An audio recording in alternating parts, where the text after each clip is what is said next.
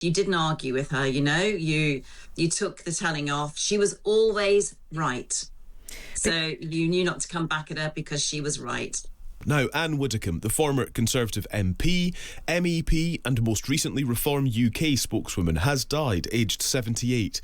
She was also one of Strictly Come Dancing's most celebrated contestants. Because it is not democratic at all. And that is just one of many reasons why Britain is right to be leaving this place, hopefully on Halloween. No, we're not going to be the Conservatives Mark II. That is what we have resolutely set our face against. Suddenly, I think Britain does want to change, and every 100 years or so in this country you get this sort of upheaval. You're not a lame canary just fluffing around the floor, never quite being able to take flight. You say being spun around by Anton. You never ever took off. It was mesmerising. Quite well, you did it. The word mesmerising was in there from the Strictly judges.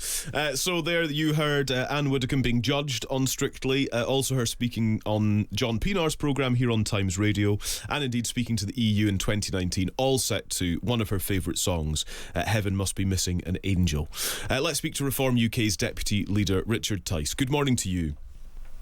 This morning, Calum, but it's a very sad morning. I'm desperately sad to hear the news about Ann Widdecombe, who I just spoke to on Monday of this week. Had a good long discussion and then was in text contact on Tuesday. And she was typical Ann, always with a clear view, always with some thought and interest. You know, her career was just so remarkably a member of Parliament for 23 years. Until 2010, she was a prisons minister, and then she went on, you touched on just then, some of her multiple media appearances, whether it was Panto, whether it was Strictly Come Dancing. I think Bruce Forsyth was genuinely concerned she might usurp him for his job, and she was a true legend. And one of the other things I first got to know her in 2019 when she joined the Brexit Party was her oratory skills. She could go onto a stage, and while she was short in height, she was a colossus in terms of her presence at any speaking event. And she could have thousands of people at a rally completely in raptures, in awe at her passion, her argument, her conviction. And as James Murray said earlier, you didn't have to agree with her opinion to respect her, the way that she would argue it, and her passion for free speech was truly remarkable. And even privately, when working with her, that many people wouldn't know. You know, in a meeting, you'd have a discussion, you'd have a debate, and she'd put her point of view forward. And when the decision was made as to what course of action to pursue, even if that wasn't her view, she would always then adopt collective responsibility, and she would go out and sell it to the hills. Yeah. And she was ultimately very loyal like that. Yeah. I think one of the things, Richard, that strikes me about politicians such as Ann Widdecombe is actually longevity, how long she was involved in politics, either as an elected representative or as a spokesperson or whatever, that actually longevity in politics is never guaranteed.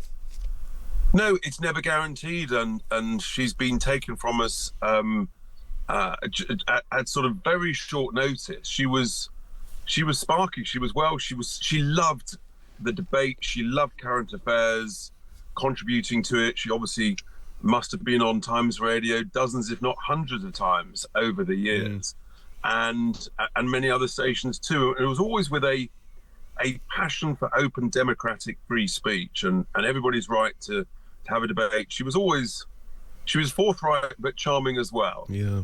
And then at the end of the day, I mean, she was an absolute workaholic. She would travel the length and breadth of the country to speak at an event. And at the end of the day, when the job was done, she did enjoy putting her feet up and just mixing a little bit of water with some wonderful Scottish water called whiskey, and able to relax at the end of the day too, which was part of her charm. Did she have any regrets, do you think? Perhaps opportunities missed or things she would have liked to have done? Really good question. She never expressed it. I think she just always kept looking forwards, and she would bring her long experience into debates about this, and she would recognise that sometimes times have changed, and she would grapple with the emerging technologies with sort of reluctant enthusiasm. I think she was always trying to look forwards. Where are we today? How do we get to a better place? Learning from her experience in the past. Yeah, and on her sort of more recent influence, I suppose. How has she shaped Reform UK? Because of that experience, Calum, that ability to say, well, just hang on, just take a step back, think about this. Have you thought about that? Are you absolutely sure?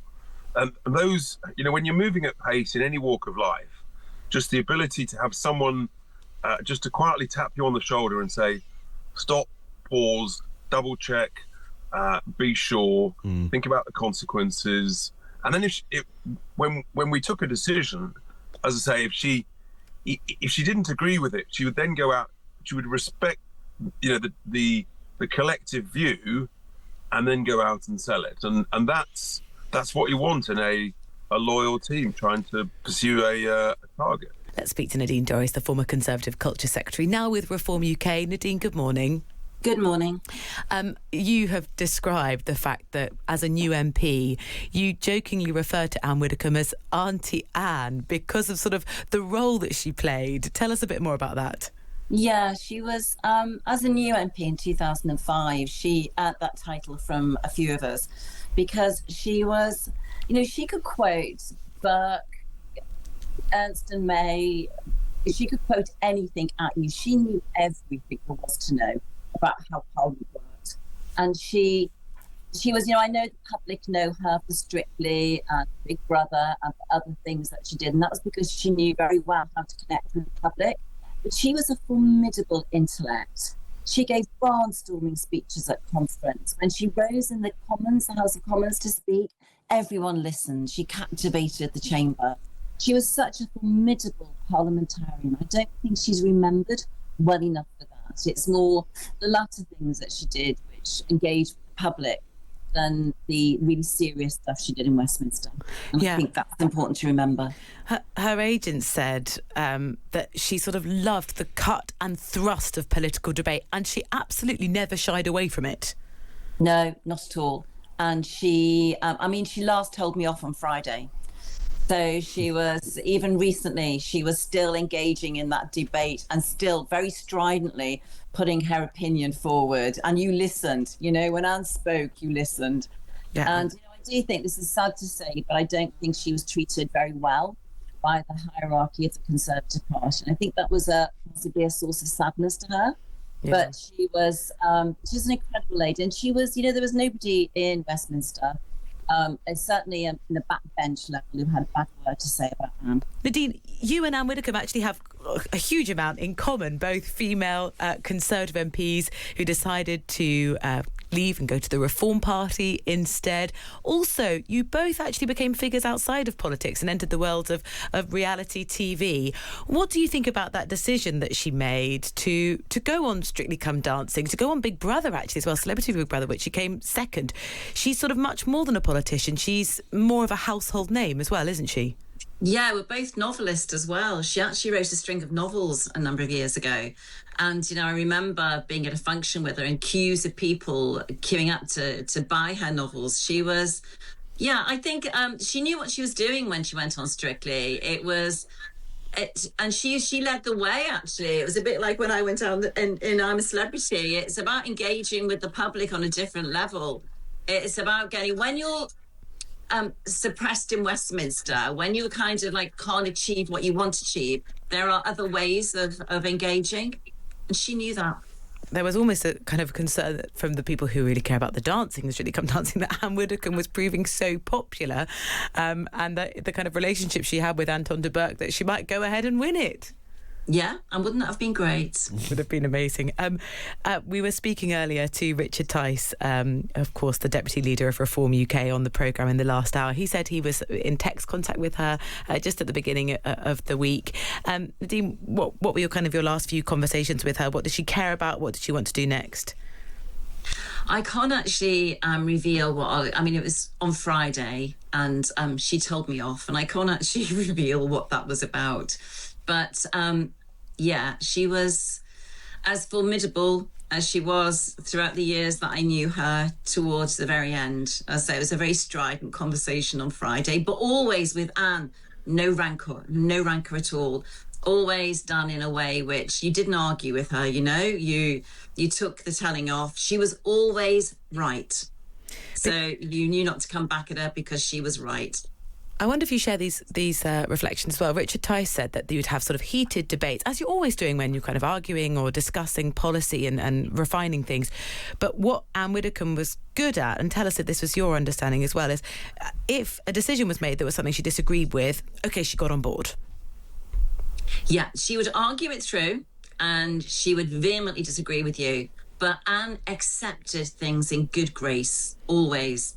She was, she had no time for complaining. She knew when she'd lost the argument, which was, I think, you know, I've never known Anne to be wrong about anything that she's put forward, but she would accept everything in good grace and move on. She would accept, I've lost. Actually, one of the things that she said to me on Friday was, it was about not giving up on a particular issue. I can't remember the exact, I'll look in a minute, I can't remember the exact words, but it was about not giving up on a particular issue and ploughing forward. And that's what she always did. And if she couldn't win over the argument and win the decision at that point, that didn't mean she'd go away. She'd continue, but she would do it with good grace. Nadine, thank you for sharing your experience and career and memories that you've had with Ann Widdecombe. That's Nadine Dorries, Reform UK member, former Conservative Culture Secretary.